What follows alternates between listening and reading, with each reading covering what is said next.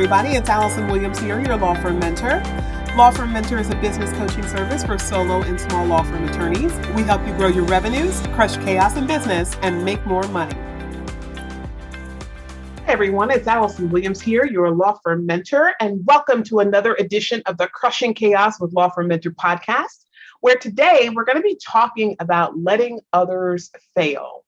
So this is my favorite topic, actually. Of all the things that we talk about involving people, the idea of training and cultivating a culture of people that know how to do things without you is such a challenging topic for most law firm owners.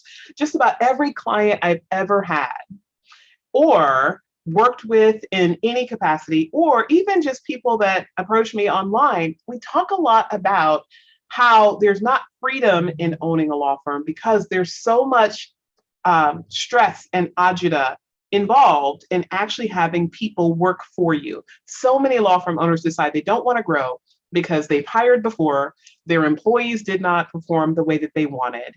And as a result, they have made up in their mind that there is no way for them to have a law firm that runs without them because they always get the wrong employee. Or either they get the wrong employee, or they just don't know how to train and manage and cultivate high performance in their teams. So today we're going to talk about high performance, but from the perspective of failure. Now, I know a lot of people are triggered by the idea of failure. And a lot of times we associate failure as a personal failing, meaning there's something wrong about me. Either I'm wrong or I'm not good enough, or there's something about me that is broken that led to this failure. Even when all circumstances outside of yourself are pointing to you're just not having mastered the different strategies that are involved in whatever it was that you failed at. But we take it personally when we fail. And then as a result, we embed in our DNA a mindset that says failure is bad, failure is wrong.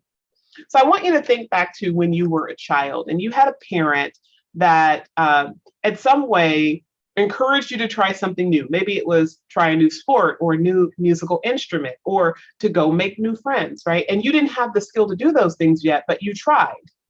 Their response to your trying and not succeeding the first time, or not succeeding at the level that you would want or they would want for you that first time, is really going to influence you. And what tends to happen over the course of time is that most people want the best for their children. They want their children to succeed.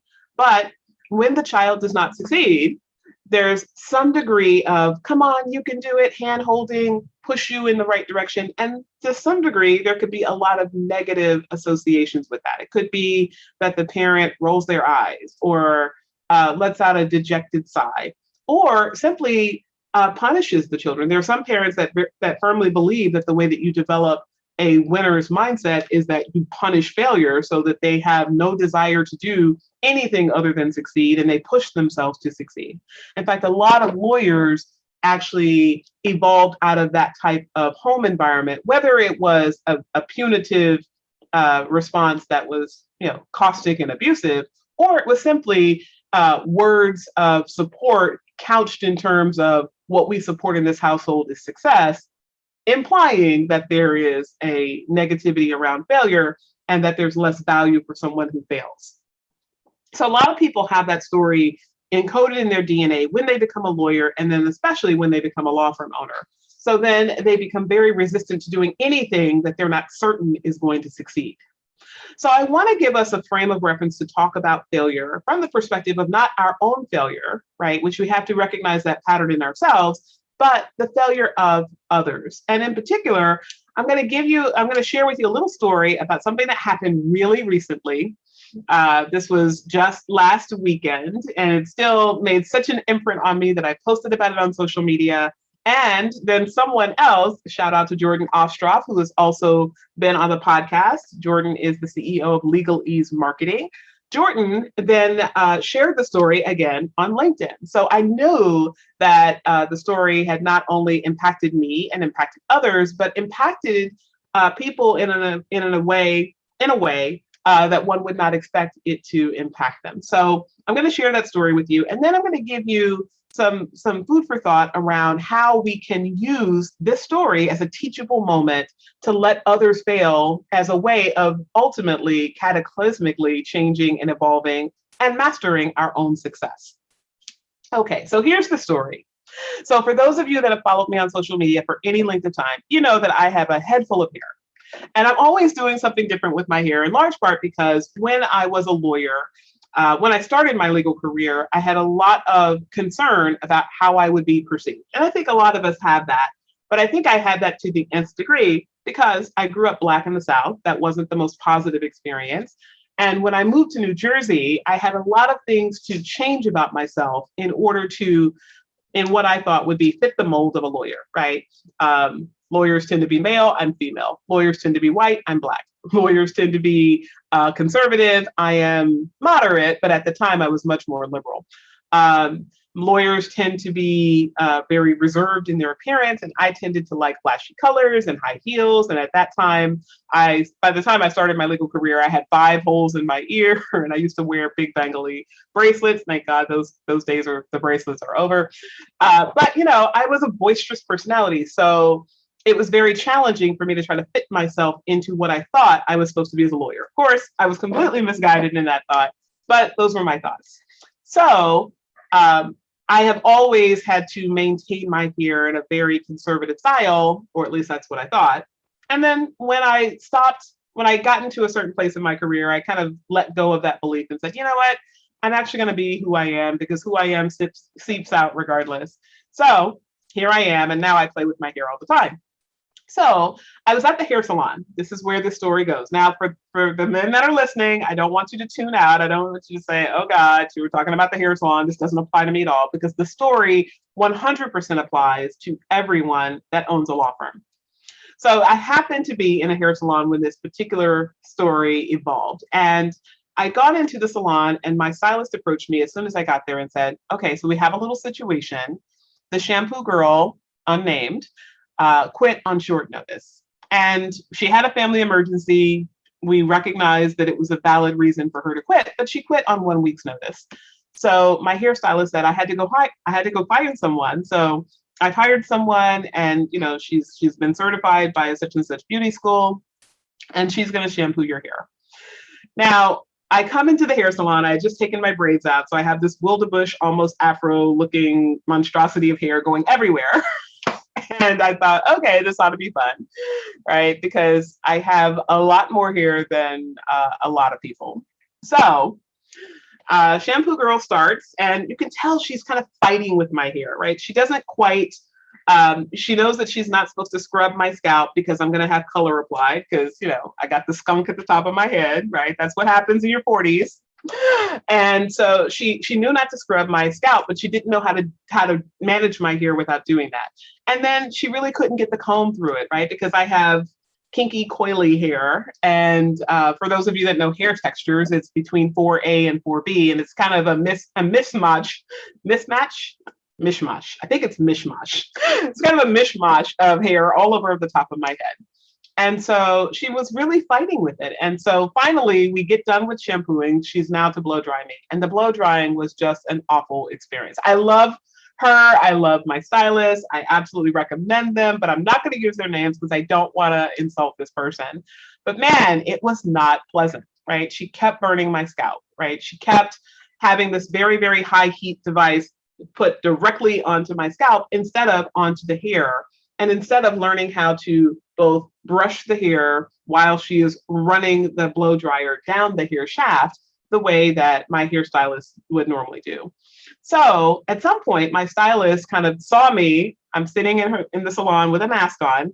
She sees me kind of wincing underneath my mask, and she comes over and she's like, let me do this. And she takes over, right? She grabs and not in a mean way, but she grabs the brush and the blow dryer, and she just starts doing the job, right? And she starts talking a little bit. She says, see, look how I'm holding the brush. Look how I'm holding the blow dryer.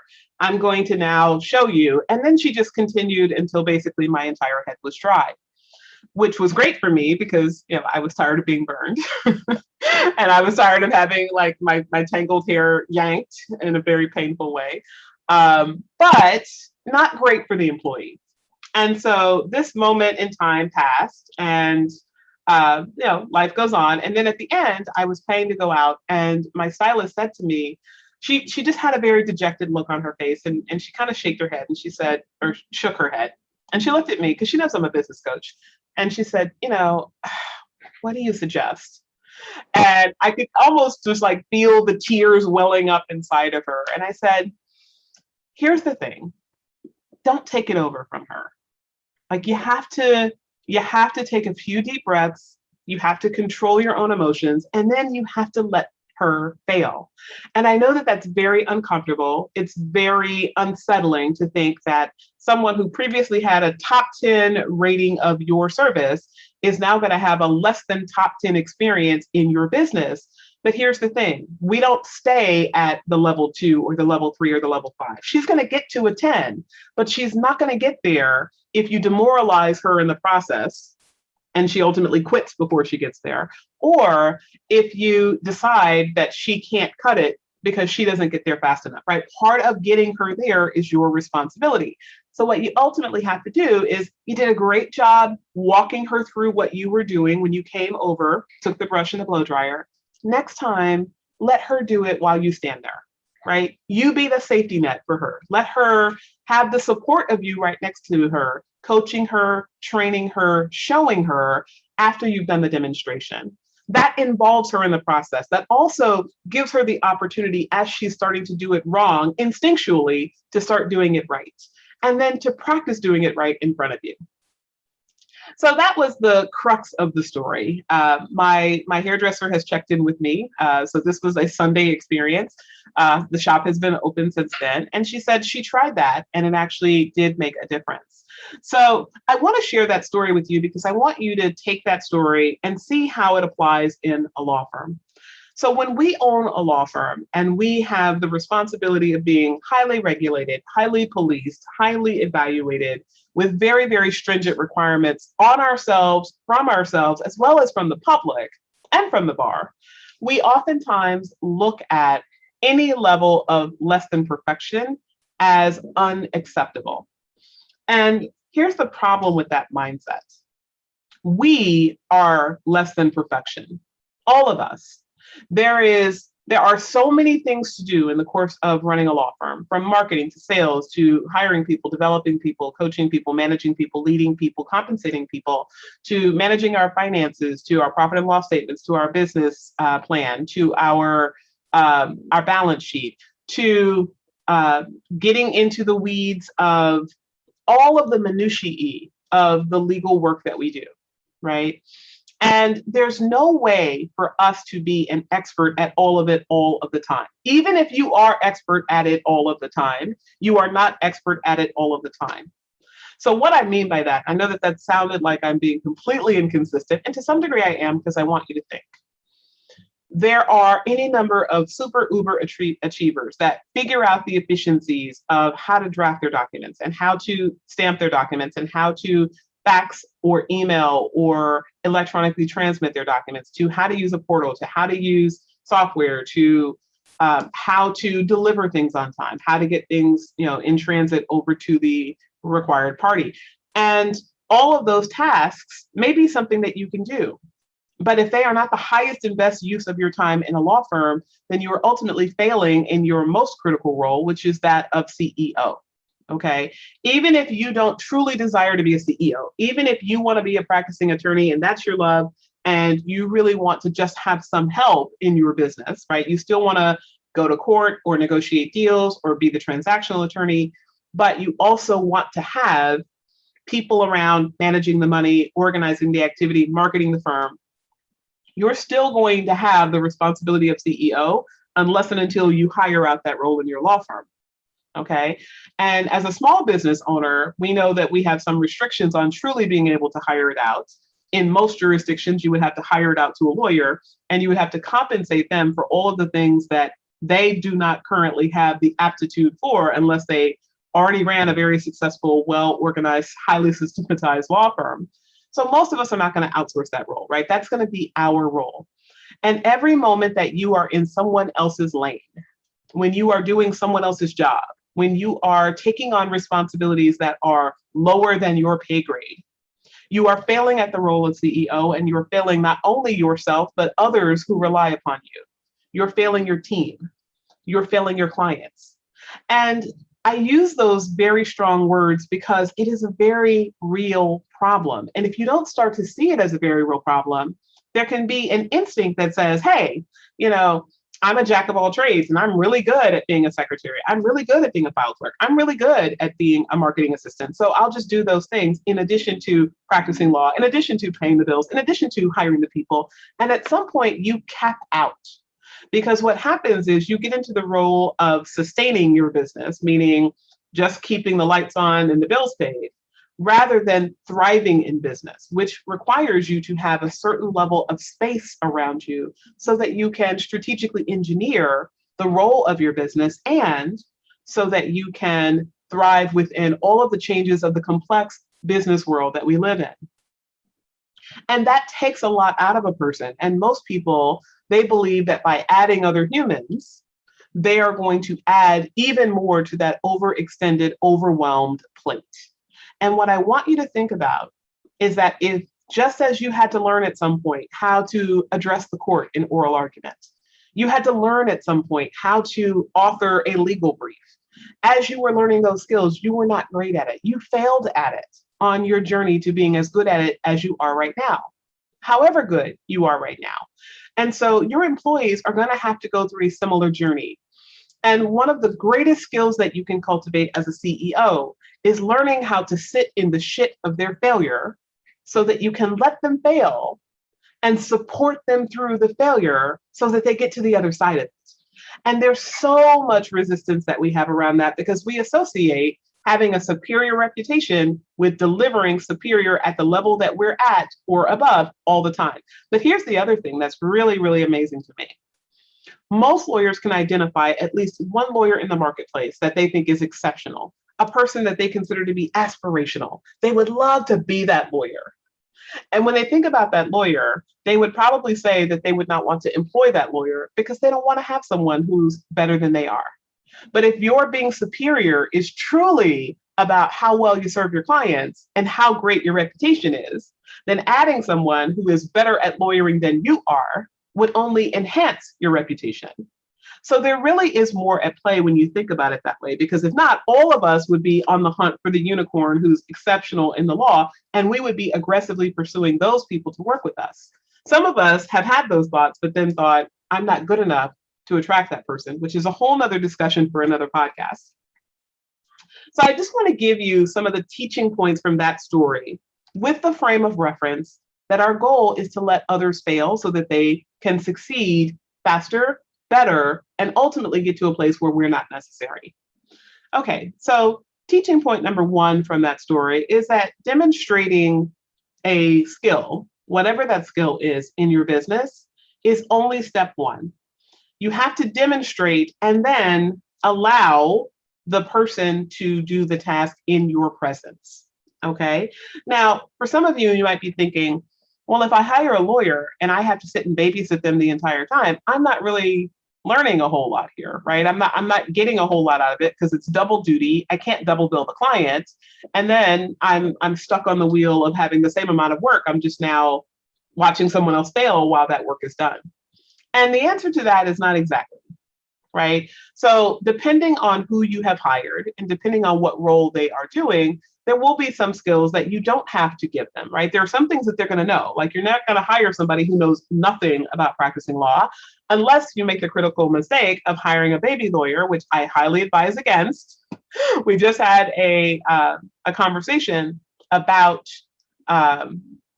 baby lawyers and what I refer to as quote unquote parenting your baby lawyer. That was a recent podcast episode. Check that out if you haven't listened to it already.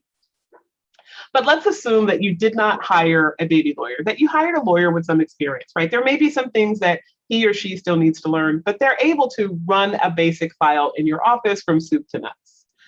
You're still going to have those moments where you want to help them to get to the next level if you have hired someone who is less experienced than you are. And so with that, there becomes a necessity of when you are demonstrating, not just demonstrating and walk away, right? Don't just take them to court. Take them to court and debrief with them. Ask them questions. Let them see and express to you what they got out of that experience. And then at some point, you want to flip those roles, right? So at some point, you want your lawyer to be the one on the hot seat performing in court, and you want to be there as a silent partner. And I say a silent partner, not an observant of them, because most people don't want to be observed by their boss, right? The relationship that you create and cultivate as a supervising attorney and a manager has to be one of trust and evolution, so that when you are in your zone of genius, they are watching and learning. And then when they are at bat, when they're up and it's their turn, they also feel that they have a silent support system right there with them. That comes from knowing that failure is okay. Okay, which we're going to talk about in just a moment. Okay, teaching point number 2 from this story: don't take over. This is probably the hardest thing for lawyers to get. When you see someone who's not doing it the way you want, it is so easy to hop in, to take the reins back, to say, oh, I could just do this myself. And then you go do it yourself. But here's the thing. The problem now is worse than had you just not been there and not even know that there was a problem. Because now that you're aware of someone's underperformance and you have taken it over from them, you have eroded their confidence. You have undermined their skill set and their level of belief in themselves. You have missed the golden opportunity to pour into them your support, which, by the way, means something just because you own the law firm, right? Your support is one of the greatest gifts that you can give to someone who looks up to you. And just by virtue of your owning the firm, they look up to you. So when you take that away from a person, and when you convey to them, I don't believe in you, I don't believe you can handle this, I don't believe you're capable, that person doesn't just have to overcome their own internal self-doubt and self-criticism. And lawyers tend to have a high amount of that just by virtue of who we are as people when we come into the profession. But now you've exacerbated it because you have now accelerated their negative talk by virtue of implanting some of your own, even if you don't say anything, right? Even if you just come in and take it over and say, all right, I got it. Or if you do something that a lot of people will do, which is, listen, we're going to get there. We're not there yet, but we're going to get there. Let me just do it now, right? You're still conveying to them that you don't believe in them. Better to not delegate a task that they're not ready for and to not have them have that experience than to delegate and then take it back. The other thing that happens when you take back a task, right, is that you start to embed a cultural idiom of this is your responsibility. And yes, you own the law firm, so technically everything that happens in your business is your responsibility. But what you are saying to the person from whom you have taken the task is that your task is my responsibility. And that's how ultimately you get the savior complex of I am the owner of the firm.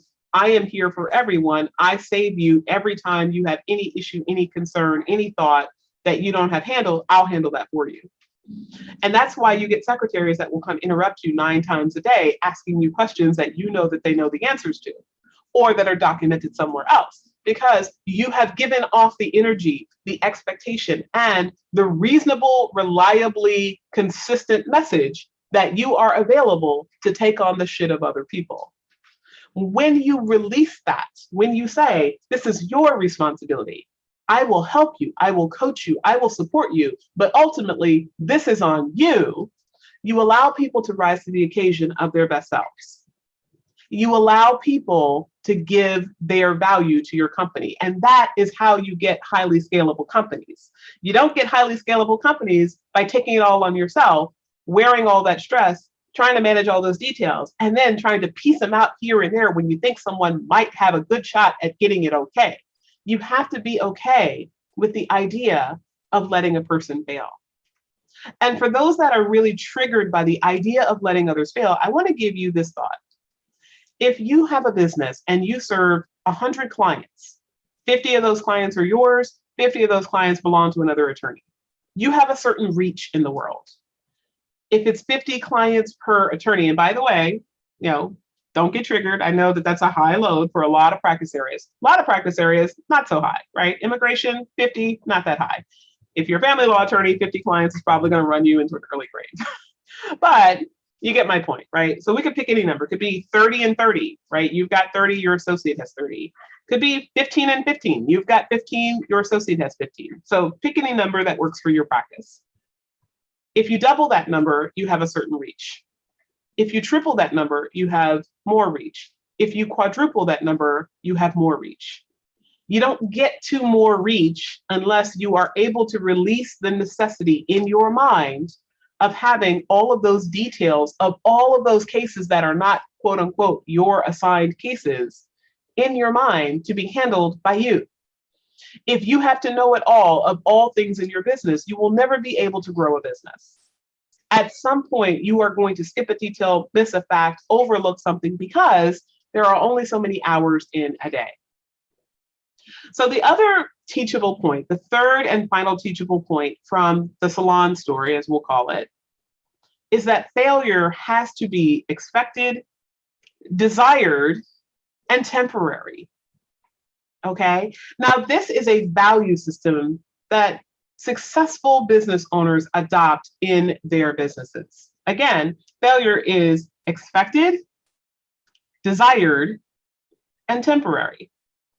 So in terms of it being expected, you should go in knowing that failure is going to happen. And you should educate your team on the fact that failure is going to happen. The more that they know that, the easier it is for them to say, oh, okay, right, I didn't get it perfect because I'm learning. This is a part of the process. If they have that mindset, then there's less likely to be the fear, the concern, the anxiety that a lot of people have because of many places that they've worked before, toxic work environments, family constellations, and a whole host of other environmental factors that are completely outside of your control. When you start to have that experience of your employees saying, yeah, I know I'm allowed to fail, they then release that fear and anxiety that builds up that often, by the way, makes people less successful at work, right? If you're brittled with anxiety, you're probably not being your best self at work, right? But you are fostering that when you allow a person who has that fear, and most people on some level have that fear, because that's to a large extent the way that the American workplace has been designed. But when people have that fear, their performance is not going to be what you want, right? So you have to give them the expectation that the way that you are successful in this law firm is that you fail fast, fail often, and get over it and move on until you get to success. And next, we talked about failure being desired, okay? It is desirable that people fail. Of course, we don't want them to fail in a way that puts the law firm at risk of getting sued, or puts us at risk of having a grievance filed by a client, right? That's not the kind of desire that I'm talking about.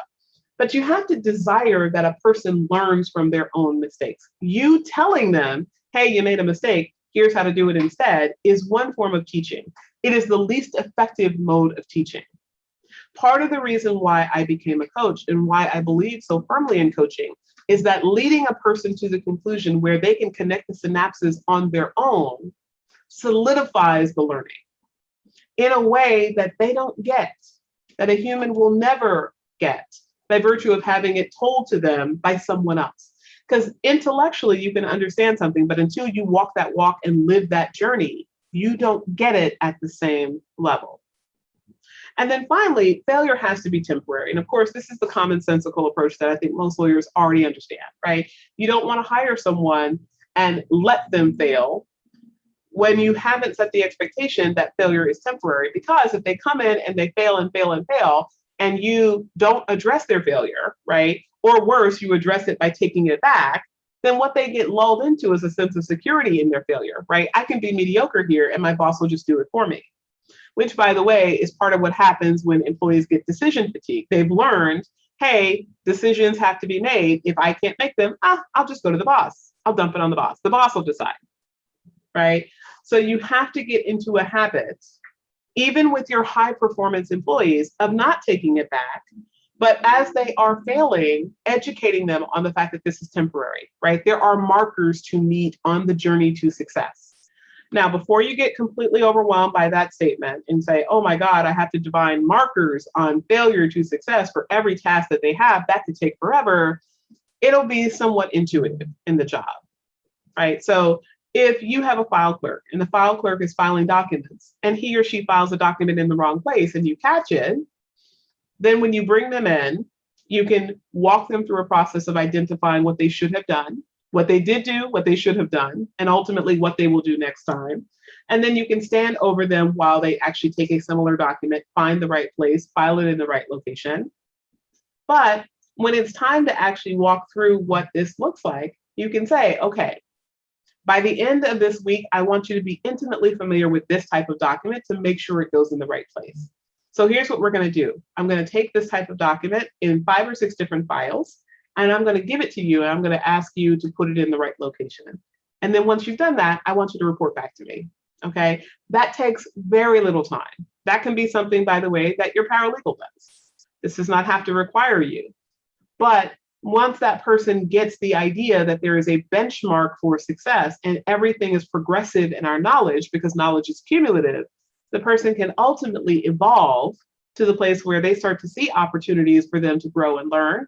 And they start to see the lack of failure as not just success, but proof that failure had a purpose, proof that failure was beneficial to them. All right. So today we have talked about letting others fail. And this is one of those key areas of mindset evolution for the successful solo and small law firm attorney. So we're at the end of our episode, but before you go, we are going to be celebrating our 100th podcast episode on September 24th. I can't believe we're here already. I can't believe we got to 100 episodes. I remember I launched the podcast in February of 2020. Not knowing coronavirus was even a thing, and certainly not in preparation for or contemplation of the quarantine that happened, but kind of fortuitous timing, right? And so I originally thought we were going to do every other week. That's how we started, and then we got to weekly, and now we're at twice weekly, and I absolutely love spending my time with you guys. And I'm so excited that we're hitting 100 episodes. But here's the thing, right? We're excited about this milestone, and we're really grateful that you've been on the journey with us. For those of you that are newer to the podcast, you're here now. For those of you that have been with me from day one, thank you so much. Thank you for all of you for tuning in and being on this amazing journey with us. So as a special way to celebrate with you all, we're going to be raffling off 3 Law Firm Mentor beach towels. These are really, really cool swag that we gave out to our membership for our last retreat. It was actually on legal sales. And so the beach towels are really, really plush. They're beautiful towels, and we're going to be raffling them off. So all you have to do to enter our contest in order to get access to having one of those beach towels is leave us an honest review on your listening app of choice. It can be on Apple, Stitcher, Spotify, iHeartRadio, Pandora. Like, we're kind of everywhere at this point. We're on Google, right? You can hit us up wherever you're listening to your podcast. And once you leave that review, text us a screenshot of your review along with the word anniversary. Now you're going to text that to our text number 908-292-3524. And you will be entered to win. Don't worry if you missed that number. I'm going to say it one more time, but we're also going to put it into the show notes. The text number is 908-292-3524, and you'll be entered to win. So we're going to pick 3 winners at random and announce them in our 100th episode on September 24th. So you don't want to miss it. We're really excited to do this contest, and we're really excited to have you as our listening audience for the Crushing Chaos with Law Firm Mentor podcast. Everyone, I'm Allison Williams, and I'll see you on the next episode.